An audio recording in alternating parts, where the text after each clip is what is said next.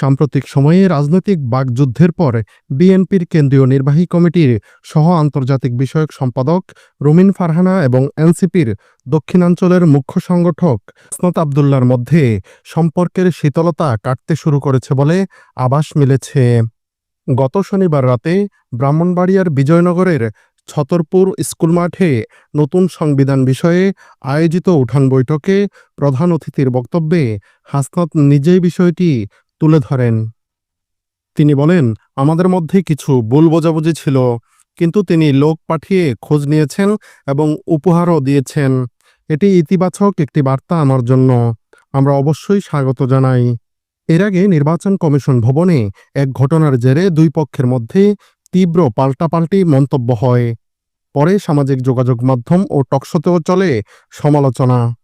বৈঠকে রাজনৈতিক সংস্কার ও বিচার ব্যবস্থার প্রসঙ্গ তুলে হাসনাত আবদুল্লাহ বলেন, নির্বাচন নয়, সংস্কার এবং বিচারও জরুরি।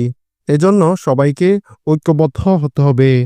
প্রসঙ্গত, আগারগাঁওয়ের নির্বাচন ভবনে আয়োজিত সংবাদ সম্মেলনে এনসিপি নেতা হাসনাত আবদুল্লাহ বলেছিলেন, বাংলাদেশের মানুষ আর কোনো মঞ্চস্থ নির্বাচনের দিকে যেতে চায় না।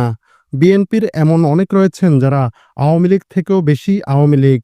রুমিন ফারহানা তাদের মধ্যে অন্যতম, যারা আওয়ামী লীগের সুবিধাভোগী, আওয়ামী লীগের ফ্ল্যাটভোগী এবং যারা গুন্ডা দিয়ে নির্বাচন কমিশনকে ঠান্ডা করে দিতে চায়। আমরা এই বিএনপির আওয়ামী লীগ বিষয়ক সম্পাদককে বলবো, আপনারা জনগণের পালস বুঝুন।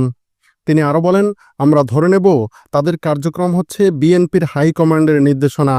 আজ নির্বাচন কমিশনে যে ঘটনাটি ঘটেছে সে বিষয়ে বিএনপি কী অবস্থান নেয় আমরা সেদিকে নজর রাখব।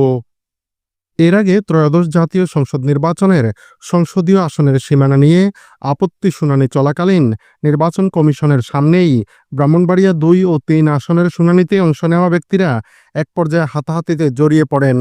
এতে এনসিপি নেতা আতাউল্লাহ এই ঘটনায় আহত হন। এই ঘটনার জের ধরে পাল্টা জবাবে রুমিন ফারহানা সামাজিক যোগাযোগ মাধ্যমে হাসনাত আবদুল্লাহর বিরুদ্ধে তীব্র সমালোচনা করে তাকে ফকিন্নির বাচ্চা বলে গালি দেন। গত সোমবার রুমিন ফারহানা ফেসবুকে নিজের ভেরিফাইড অ্যাকাউন্টে লিখেছেন, এটা ওই ফকিন্নির বাচ্চাটা না যে আমাকে আওয়ামী লীগ বিষয়ক সম্পাদক বলেছে। এ সময় তিনি হাসনাত আবদুল্লাহর আওয়ামী লীগ ও ছাত্রলীগের সঙ্গে যুক্ত থাকার বিভিন্ন ছবি ও প্রমাণ পোস্টে যুক্ত করেছেন।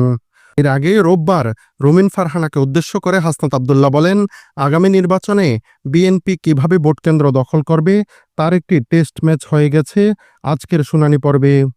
নেতাকর্মীদের ওপর হামলার মধ্য দিয়ে এটি প্রমাণ করেছে যে তারা আগামী নির্বাচন কেমন দেখতে চায়।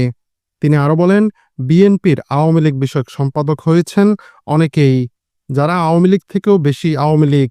বিএনপির আওয়ামী লীগ বিষয়ক সম্পাদকে যারা রয়েছেন তাদের মধ্যে অন্যতম হচ্ছেন রুমিন ফারহানা।